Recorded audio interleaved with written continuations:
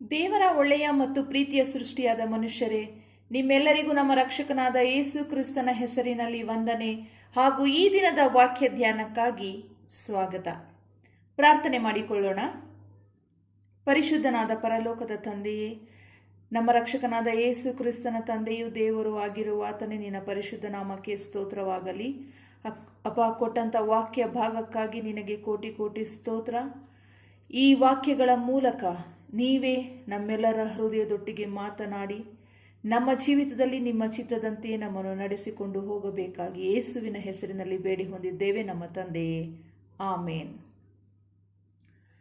ಕರ್ತನಲ್ಲಿ ಪ್ರಿಯರೇ, ದೇವರ ವಾಕ್ಯವನ್ನು ಪೂರ್ತಿಯಾಗಿ ಕೇಳಿಸಿಕೊಳ್ಳಿ ಮತ್ತು ಆತನ ಕರೆಗೆ ಕಿವಿಗೊಡಿರಿ. ಕರ್ತನಲ್ಲಿ ಪ್ರಿಯರೇ, ಇಂದು ಆತನು ನಿಮ್ಮ ಜೀವನದಲ್ಲಿ ತನ್ನ ಚಿತ್ತವನ್ನು ನೆರವೇರಿಸುವುದಕ್ಕಾಗಿ ನಿಮ್ಮನ್ನು ಕರೆಯುತ್ತಲಿದ್ದಾರೆ.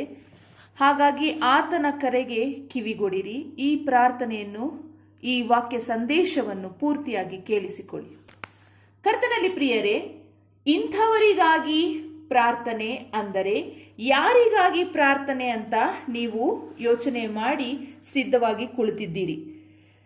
ಪ್ರಿಯರೇ, ಮತ್ತಾಯನು ಬರೆದ ಸುವಾರ್ತೆ 18ನೇ ಅಧ್ಯಾಯ 10ನೇ ವಚನದಲ್ಲಿ ಈ ರೀತಿಯಾಗಿ ಬರೆಯಲ್ಪಟ್ಟಿದೆ: ಈ ಚಿಕ್ಕವರಲ್ಲಿ ಒಬ್ಬನನ್ನಾದರೂ ತಾತ್ಸಾರ ಮಾಡಬಾರದು ನೋಡಿರಿ. ಈ ಚಿಕ್ಕವರಲ್ಲಿ ಒಬ್ಬನನ್ನಾದರೂ ತಾತ್ಸಾರ ಮಾಡಬಾರದು ನೋಡಿರಿ. ಪರಲೋಕದಲ್ಲಿ ಅವರ ದೂತರು ಪರಲೋಕದಲ್ಲಿರುವ ನನ್ನ ತಂದೆಯ ಮುಖವನ್ನು ಯಾವಾಗಲೂ ನೋಡುತ್ತಲಿದ್ದಾರೆ ಎಂದು ನಿಮಗೆ ಹೇಳುತ್ತೇನೆ. ನಿಮಗೆ ಹೇಗೆ ತೋರುತ್ತದೆ? ಒಬ್ಬ ಮನುಷ್ಯನಿಗೆ 100 ಕುರಿಗಳು ಇರಲಾಗಿ ಅವುಗಳಲ್ಲಿ ಒಂದು ತಪ್ಪಿಸಿಕೊಂಡರೆ ಅವನು 99 ಕುರಿಗಳನ್ನು ಬಿಟ್ಟು ಬೆಟ್ಟಕ್ಕೆ ಹೋಗಿ ತಪ್ಪಿಸಿಕೊಂಡದ್ದನ್ನು ಹುಡುಕುತ್ತಾನಲ್ಲವೇ? ಅದು ಸಿಕ್ಕಿದರೆ ತಪ್ಪಿಸಿಕೊಳ್ಳದೆ ಇರುವ 99 ಕುರಿಗಳಿಗಿಂತ ಆ ಒಂದಕ್ಕೋಸ್ಕರ ಹೆಚ್ಚಾಗಿ ಸಂತೋಷ ಪಡುವನೆಂದು ನಿಮಗೆ ಸತ್ಯವಾಗಿ ಹೇಳುತ್ತೇನೆ. ಕರ್ತನಲ್ಲಿ ಪ್ರಿಯರೇ, ಈಗ ನಿಮಗೆ ಅರ್ಥ ಆಯಿತು ಅಂತ ಅನ್ಕೊಳ್ತೀನಿ. ನಾವು ಯಾರಿಗಾಗಿ ಪ್ರಾರ್ಥನೆ ಮಾಡಬೇಕು? ತಪ್ಪಿಸಿಕೊಂಡ ಕುರಿಗಳಂತಿರುವ ದಾರಿ ತಪ್ಪಿ ದೇವರಿಗೆ ಅವಿಧೇಯರಾಗಿ ನಡೆಯುತ್ತಿರುವವರಿಗಾಗಿ ನಾವು ಪ್ರಾರ್ಥಿಸಬೇಕು. ಪ್ರಿಯರೇ, ನಾವು ಕರುಣೆಯುಳ್ಳವರಾಗಿರಬೇಕು. ಆಗ ನಾವು ಕರುಣೆ ಹೊಂದುತ್ತೇವೆ. ಭಾರವಾದ ಹೃದಯದಿಂದ ಮನಃಪೂರ್ವಕವಾಗಿ ಇಂಥವರಿಗಾಗಿ ನಾವು ಪ್ರಾರ್ಥಿಸಬೇಕು. ತಿಳಿಯದೆ ಅರಿಯದೆ ಸೈತಾನನ ತಂತ್ರೋಪಾಯಗಳಲ್ಲಿ ಸಿಲುಕಿ ನಮ್ಮ ತಂದೆಯ ಮನೆಯನ್ನು ಬಿಟ್ಟು ಕುರುಡರಾಗಿ ಬೆಳಕನ್ನು ಕಾಣದೆ ಅಲೆಯುತ್ತಿರುವ ನಮ್ಮ ಸಹೋದರ ಸಹೋದರಿಯರಿಗಾಗಿ ನಾವು ಪ್ರಾರ್ಥನೆ ಮಾಡಬೇಕು. ಅವರು ಬದಲಾದರೆ ಅವರ ವಿಷಯದಲ್ಲಿ ಪರಲೋಕದಲ್ಲಿ ಹಬ್ಬ ಆಚರಿಸುತ್ತಾರೆ. ಆ ಸಂತೋಷದಲ್ಲಿ ನಾವು ಸಹ ಪಾಲುಗಾರರಾಗೋಣ. ಕರ್ತನಲ್ಲಿ ಪ್ರಿಯರೇ, ಈ ರೀತಿಯ ವ್ಯಕ್ತಿಗಳಿಗಾಗಿ ಪ್ರಾರ್ಥನೆಗಾಗಿ ನನಗೆ ಕಮೆಂಟ್ ಮಾಡಿ. ನನ್ನ ಮುಂದಿನ ವಿಡಿಯೋಗಳಲ್ಲಿ ನಾವೆಲ್ಲರೂ ಒಟ್ಟಾಗಿ ಒಂದೇ ಮನಸ್ಸಿನಿಂದ ಇವರೆಲ್ಲರಿಗಾಗಿ ಪ್ರಾರ್ಥನೆ ಮಾಡೋಣ. ಪ್ರಿಯರೇ, ಯೋಬನು ಸಹ ತನ್ನ ಸ್ನೇಹಿತರಿಗಾಗಿ ಪ್ರಾರ್ಥನೆ ಮಾಡಿದ ನಂತರವೇ ಕಳೆದುಕೊಂಡ ಎಲ್ಲವನ್ನು 2ರಷ್ಟು ಮತ್ತೆ ಪಡೆದನು. ಯೇಸುಸ್ವಾಮಿಯು ಸಹ ಪಾಪಿಗಳಿಗಾಗಿ, ದಾರಿ ತಪ್ಪಿದವರಿಗಾಗಿ ಕರುಣೆಯುಳ್ಳವನಾಗಿ ಈ ಲೋಕಕ್ಕೆ ಬಂದನು.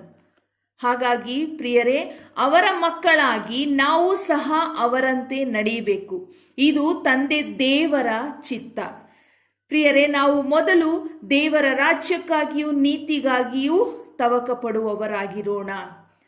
ಇದರ ಜೊತೆಯಲ್ಲಿ ನಾವು ಈ ಕೆಲಸಗಳನ್ನು ಮಾಡುತ್ತಾ ಹೋಗುವುದಾದರೆ ತಂದೆ ದೇವರು ನಮ್ಮನ್ನು ಇನ್ನೂ ಹೆಚ್ಚಾಗಿ ಆಶೀರ್ವದಿಸ್ತಾರೆ ಮತ್ತು ನಮ್ಮ ಜೀವನದಲ್ಲಿ ನಮಗೆ ಬೇಕಾದದ್ದೆಲ್ಲವನ್ನು ತಾನು ಒದಗಿಸಿ ಕೊಡುವಂತಹ ಕರ್ತನಾಗಿದ್ದಾನೆ. ಹಾಗಾಗಿ ಪ್ರಿಯರೇ, ನಾವು ನಮ್ಮ ಜೀವಿತದಲ್ಲಿ ಬರೀ ನಮಗಾಗಿ ಮಾತ್ರ, ನಮ್ಮ ರಕ್ಷಣೆಗಾಗಿ ಮಾತ್ರ ಯೋಚಿಸದೆ ಇತರರಿಗಾಗಿಯೂ, ನಶಿಸಿ ಹೋಗುತ್ತಿರುವ ಆತ್ಮಗಳಿಗಾಗಿಯೂ, ಅವರ ಒಂದು ರಕ್ಷಣೆಗಾಗಿಯೂ ನಾವು ಆಲೋಚಿಸಿ ಅವರಿಗಾಗಿ ಪ್ರಾರ್ಥನೆ ಮಾಡಬೇಕು ಎನ್ನುವಂಥದ್ದೇ ದೇವರ ಮುಖ್ಯ ಉದ್ದೇಶವಾಗಿದೆ.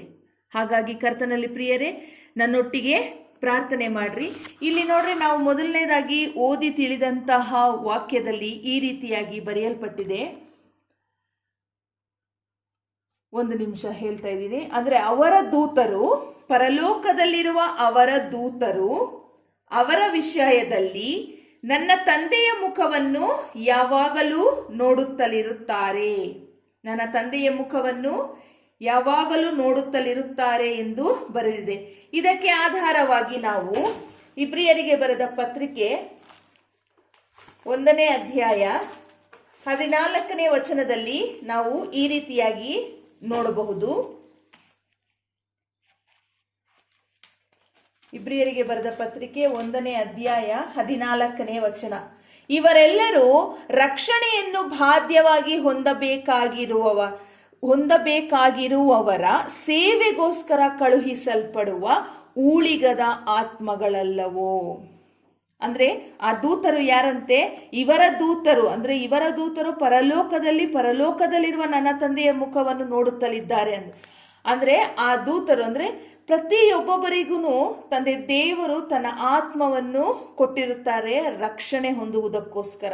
ಇವರೆಲ್ಲರೂ ರಕ್ಷಣೆಯನ್ನು ಬಾಧ್ಯವಾಗಿ ಹೊಂದಬೇಕಾಗಿರುವವರ ಸೇವೆಗೋಸ್ಕರ ಕಳುಹಿಸಲ್ಪಡುವ ಊಳಿಗದ ಆತ್ಮಗಳಲ್ಲವೋ. ನೋಡ್ರಿ, ದೇವರು ನಮಗೋಸ್ಕರ, ನಮ್ಮ ರಕ್ಷಣೆಗೋಸ್ಕರ ಕೊಟ್ಟಿರುವಂತ ಆತ್ಮಗಳು ಸಹ ನಮಗಾಗಿ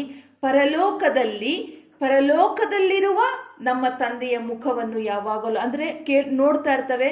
ನಮ್ಮಗಳ ಪರವಾಗಿ ಅವರು ದೇವರನ್ನ ಬೇಡ್ಕೊಳ್ತಾ ಇರ್ತಾರೆ, ಇವರನ್ನು ರಕ್ಷಿಸು, ಇವರನ್ನು ಕಾಪಾಡು ಅಂತ.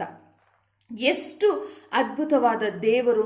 ಆತನಿಗೆ ನಮ್ಮ ಮೇಲೆ ಎಷ್ಟು ಪ್ರೀತಿ ಇದ್ದರೆ ಇಷ್ಟೆಲ್ಲ ನಮಗೋಸ್ಕರ ಆತನು ಮಾಡಿದ್ದಾನೆ. ತನ್ನ ಒಬ್ಬನೇ ಮಗನನ್ನು ನಮಗಾಗಿ ಕೊಟ್ಟಿದ್ದಾರೆ. ಮತ್ತೆ ನಾವು ಯಾವುದೇ ಕ್ಷಣಕ್ಕೂ ಆತನನ್ನು ಬಿಟ್ಟು ಅಗಲದಂತೆ ನಮ್ಮನ್ನು ಸದಾ ತನ್ನ ದೂತರನ್ನು ದಂಡಿಳಿಸಿ ಕಾವಲಿರಿಸಿ ಕಾಪಾಡ್ತಾರೆ. ಹಾಗಾಗಿ ಕರ್ತನಲ್ಲಿ ಪ್ರಿಯರೇ, ಅವರೊಟ್ಟಿಗೆ ನಾವು ಸಹ ದೇವರ ಮಕ್ಕಳಾಗಿ, ದೇವರ ರಾಜ್ಯಕ್ಕಾಗಿ, ನೀತಿಗಾಗಿ ನಾವು ಸಹ ತವಕ ಪಡುವಂತವರಾಗೋಣ. ಕರ್ತನು ನಮ್ಮನ್ನು ಈ ವಿಚಾರಗಳಲ್ಲಿ ಹೆಚ್ಚಾಗಿ ಆಶೀರ್ವದಿಸ್ತಾರೆ. ಹಾಗಾಗಿ ನಿಮ್ಮ ಸುತ್ತಮುತ್ತ ಅಥವಾ ನಿಮ್ಮ ಸಂಬಂಧಿಕರಾಗಿರ್ಬೋದು, ಒಡಹುಟ್ಟದವರಾಗಿರ್ಬೋದು, ಯಾರೇ ಆಗಿರ್ಬೋದು, ಎಲ್ಲ ಸಹೋದರ ಸಹೋದರಿಯರಿಗಾಗಿ ನಾವು ಆತನನ್ನು ಬೇಡಿಕೊಳ್ಳುವವರಾಗೋಣ. ಇದು ನಮ್ಮ ದಿನನಿತ್ಯದ ಪ್ರಾರ್ಥನೆಯಲ್ಲಿ ಒಂದು ಭಾಗವಾಗಿರಬೇಕು. ಮತ್ತು ನಾವು ಮೇಲಿಂದ ಮೇಲೆ ಅಂದ್ರೆ ಮೇಲಿನ ಮನಸ್ಸಿನಲ್ಲಿ ಏನೋ ಮಾಡಬೇಕು ಅಂತ ಪ್ರೇಯರ್ ಮಾಡ್ದಿರಾ ಅದನ್ನು ಭಾರವಾದ ಹೃದಯದಲ್ಲಿ ತುಂಬಿಕೊಂಡು, ಅಂದ್ರೆ ನಮಗೆ ನಿಜವಾಗ್ಲೂ ನೋವಾಗಿದೆ, ನಿಜವಾಗ್ಲೂ ನನ್ನವರೇ ನರಕಕ್ಕೆ ಪಾತ್ರರಾಗ್ತಾ ಇದ್ದಾರೆ, ಅವರನ್ನ ಅಲ್ಲಿಂದ ತಪ್ಪಿಸು ಅಂತ ಮನಃಪೂರ್ವಕವಾಗಿ ನಾವು ಭಾರವಾದ ಹೃದಯದಿಂದ ತಂದೆ ದೇವರನ್ನು ಬೇಡಿಕೊಳ್ಳುವಂಥವರಾಗಬೇಕು. ಇದು ತಂದೆ ದೇವರ ಮಕ್ಕಳು ಅಂತ ಜೀವಿಸ್ತಾ ಇರುವಂತಹ ನಮ್ಮ ಕರ್ತವ್ಯವೂ ಸಹ ಆಗಿದೆ. ಹಾಗಾಗಿ ಪ್ರಾರ್ಥನೆ ಮಾಡಿಕೊಳ್ಳೋಣ. ಪರಿಶುದ್ಧನಾದ ಪರಲೋಕದ ತಂದೆ, ನಿನ್ನ ಪರಿಶುದ್ಧ ನಾಮಕ್ಕೆ ಸ್ತೋತ್ರವಾಗಲಿ. ಅಪ್ಪ, ನೀವು ನಮ್ಮ ಮೇಲೆ ಇಟ್ಟಿರುವಂತಹ ಅಪಾರವಾದ ಪ್ರೀತಿಗಾಗಿ, ಕರುಣೆಗಾಗಿ ಸ್ತೋತ್ರ ಕರ್ತನೆ. ನಿಮ್ಮ ಪ್ರೀತಿಯನ್ನು ಎಣಿಸಲು ಅಸಾಧ್ಯವು ಕರ್ತನೆ.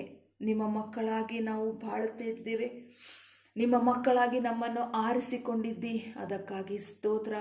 ಹಾಗಾಗಿ ನಿಮ್ಮ ಮಕ್ಕಳಾಗಿ ಜೀವಿಸುತ್ತಿರುವ ನಮಗೆ ಸ್ವಾಮಿ, ನಮ್ಮನ್ನು ನಿನ್ನ ವಾಕ್ಯಗಳ ಮೂಲಕ ಎಚ್ಚರಿಸಿ ಇದೊಂದು ಜವಾಬ್ದಾರಿಯನ್ನು ನಮಗೆ ಕೊಟ್ಟಿದ್ದಿ ಸ್ವಾಮಿ, ಅದಕ್ಕಾಗಿ ಕೋಟಿ ಕೋಟಿ ಸ್ತೋತ್ರ. ಅಪ್ಪ, ವಾಕ್ಯವನ್ನು ಕೇಳುತ್ತಿರುವಂತಹ ಪ್ರತಿಯೊಬ್ಬ ಹೃದಯದಲ್ಲೂ ನೀನು ಮಾತನಾಡುವಂಥವನಾಗು ಸ್ವಾಮಿ.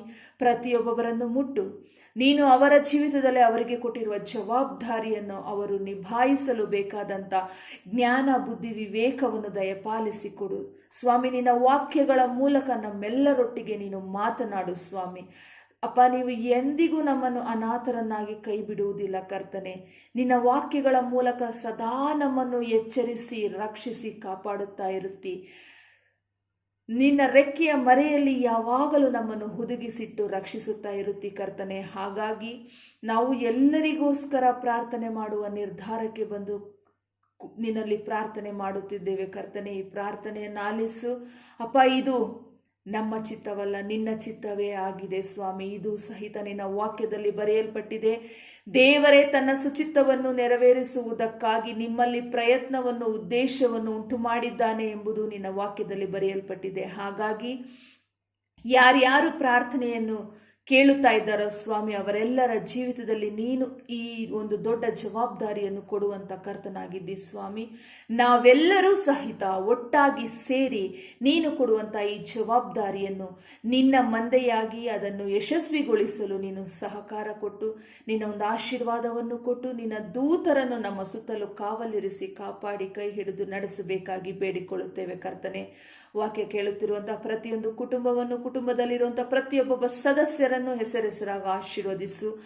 ಆ ಕುಟುಂಬದಲ್ಲಿರುವಂತಹ ಎಲ್ಲಾ ಕುಂದು ಕೊರತೆಗಳನ್ನು, ಅಸಮಾಧಾನವನ್ನು ನೀನು ಅರಿತಂಥವನಾಗಿದ್ದಿ ಸ್ವಾಮಿ. ಆ ಕುಟುಂಬಗಳಿಗೆ ಬೇಕಾದಂತ ಎಲ್ಲಾ ಅನುಕೂಲಗಳನ್ನು ನೀನು ದಯಪಾಲಿಸಿಕೊಟ್ಟು ಹೆಚ್ಚಾಗಿ ಅವರನ್ನು ಆಶೀರ್ವದಿಸಿ ನಿನ್ನ ಒಂದು ಕೃಪೆಯಲ್ಲಿ ನಡೆಸುತ್ತಾ ಬರಬೇಕಾಗಿ ಬೇಡಿಕೊಳ್ಳುತ್ತೇನೆ ಸ್ವಾಮಿ. ಈ ಕೂಡಲೇ ಆ ಪ್ರತಿಯೊಂದು ಕುಟುಂಬದ ಮೇಲೆಯೂ ನಿನ್ನ ಒಂದು ಪ್ರಸನ್ನತೆ ಇಳಿದು ಬರಲಿ ಸ್ವಾಮಿ. ಯೇಸುವಿನ ಹೆಸರಿನಲ್ಲಿ ಎಲ್ಲರಿಗೂ ರಕ್ಷಣೆ ಉಂಟಾಗಲಿ ಸ್ವಾಮಿ. ಈ ಒಂದು ಪವಿತ್ರವಾದ ಜವಾಬ್ದಾರಿಯನ್ನು, ಉತ್ತಮವಾದ ಜವಾಬ್ದಾರಿಯನ್ನು ನಮ್ಮ ಕೈಗಳಿಗೆ ಒಪ್ಪಿಸಿಕೊಟ್ಟಿದ್ದಿ ಸ್ವಾಮಿ. ಅದಕ್ಕಾಗಿ ಕೋಟಿ ಕೋಟಿ ಸ್ತೋತ್ರ. ಯೇಸುವಿನ ಹೆಸರಿನಲ್ಲಿ ನಾವು ಈ ಜವಾಬ್ದಾರಿಯನ್ನು ನಿಭಾಯಿಸಲು ನಮಗೆ ಶಕ್ತಿ ನೀಡಿ, ಜ್ಞಾನ ಬುದ್ಧಿ ವಿವೇಕಗಳನ್ನು ದಯಪಾಲಿಸಿ ಕೈ ಹಿಡಿದು ನಡೆಸು ಕರ್ತನೆ. ಈ ಲೋಕದಲ್ಲಿ ನಾವು ನಿನಗೆ ಸಾಕ್ಷಿಯ ಜೀವಿತವಾಗಿ ಜೀವಿಸಲು ನಮ್ಮನ್ನು ರಕ್ಷಿಸಿ ನಡೆಸಬೇಕಾಗಿ ಯೇಸುವಿನ ಹೆಸರಿನಲ್ಲಿ ಬೇಡಿ ಹೊಂದಿದ್ದೇವೆ. ನಮ್ಮನ್ನು ನಾವು ತಗ್ಗಿಸುತ್ತೇವೆ. ಎಲ್ಲಾ ಘನಮಾನ ಮಹಿಮೆ ನಿನಗೆ ಯುಗ ಯುಗಾಂತರಗಳಲ್ಲಿಯೂ ಸಲ್ಲಲಿ ಕರ್ತನೆ. ಆಮೇನ್. ಕರ್ತನಲ್ಲಿ ಪ್ರಿಯರೇ, ತಂದೆ ದೇವರು ನಮ್ಮೆಲ್ಲರಿಗೂ ಕೊಟ್ಟಿರುವಂತಹ ಜವಾಬ್ದಾರಿಯನ್ನು ನಾವು ಪ್ರೀತಿಯಿಂದ ತಲೆಬಾಗಿ ನಿಭಾಯಿಸುವಂಥವರಾಗೋಣ. ನಿಮ್ಮಲ್ಲಿ ಯಾರಾದರೂ ಈ ರೀತಿಯಾದ ವ್ಯಕ್ತಿಗಳಿದ್ದರೆ ದಯಮಾಡಿ ನನಗೆ ಕಮೆಂಟ್ನಲ್ಲಿ ತಿಳಿಸಿ. ನನ್ನ ಮುಂದಿನ ವಿಡಿಯೋಗಳಲ್ಲಿ ನಾನು ಎಲ್ಲರಿಗೋಸ್ಕರ ಪ್ರಾರ್ಥನೆ ಮಾಡುತ್ತೇನೆ. ತಂದೆ ದೇವರು ನಿಮ್ಮೆಲ್ಲರನ್ನು ಹೆಚ್ಚಾಗಿ ಆಶೀರ್ವದಿಸಿ ಕಾಯ್ದು ಕಾಪಾಡಲಿ. ಆಮೇನ್.